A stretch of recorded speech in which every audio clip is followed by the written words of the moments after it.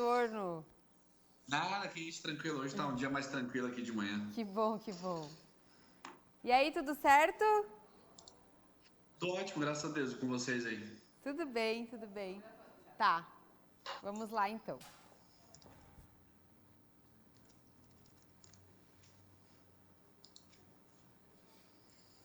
E sobre endividamento e superendividamento, a gente conversa agora com o Paulo Felipe, assessor financeiro, que aliás sempre está aqui conosco, né, Paulo? Obrigada mais uma vez por nos receber.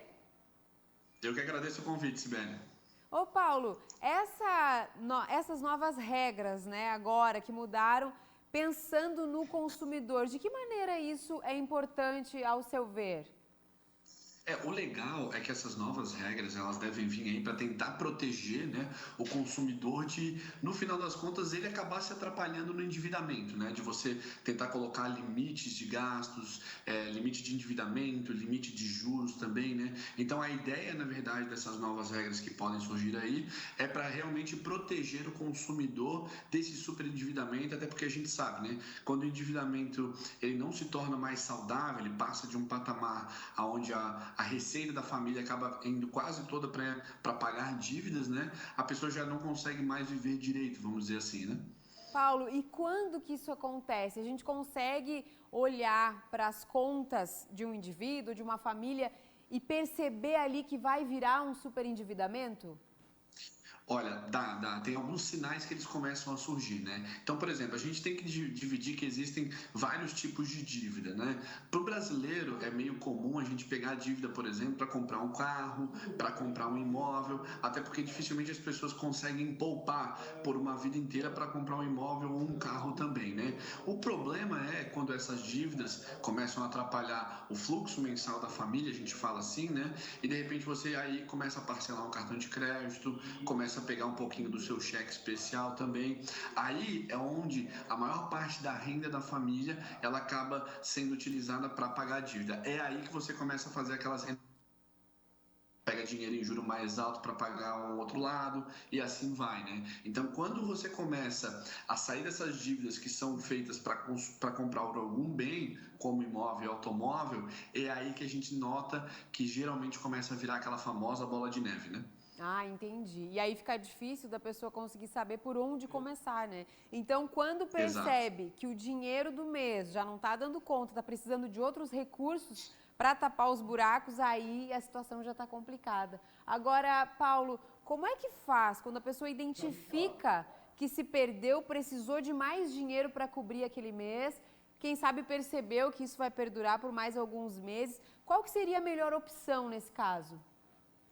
A melhor opção nesse caso é você renegociar, né? Então, por exemplo, planejadores financeiros costumam dizer que não é saudável você passar de 30% no máximo 40% da sua renda em pagamento de dívida, né? Principalmente dívidas, a gente espera para adquirir algum bem, né?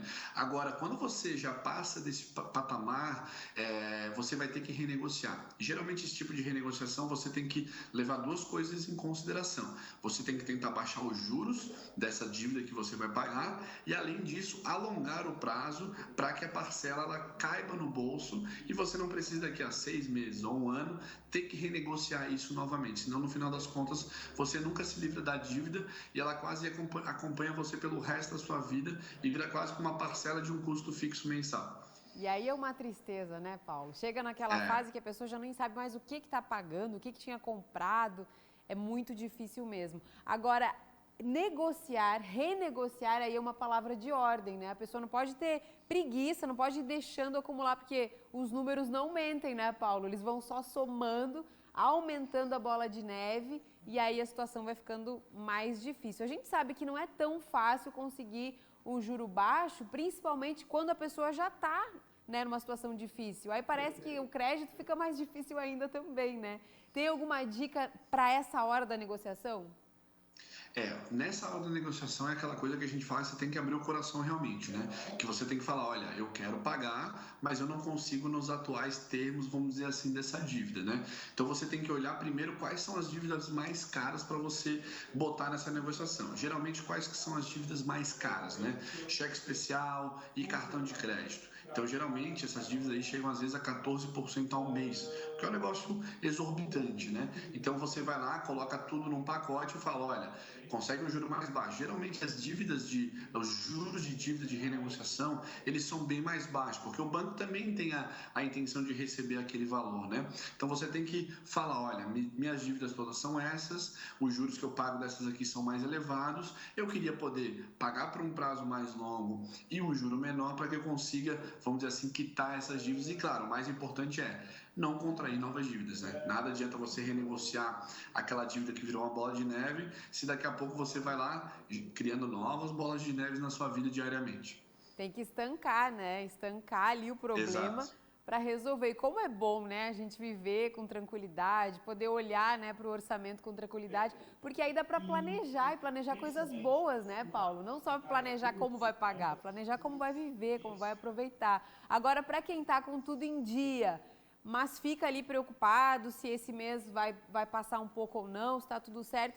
Qual que é a dica? Você falou em 40% de comprometimento da renda, digamos assim, para que seja saudável. Quanto por cento a pessoa deveria reservar?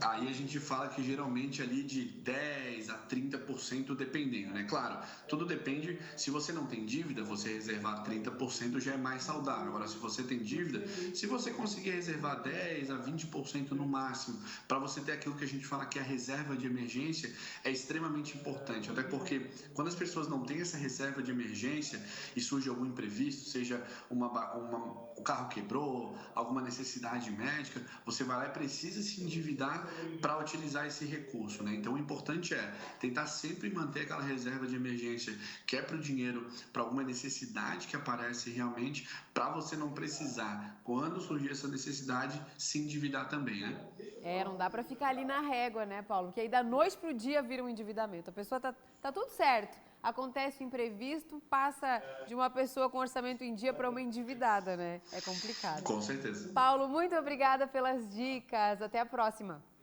Obrigado, Sibeli. Bom dia para vocês.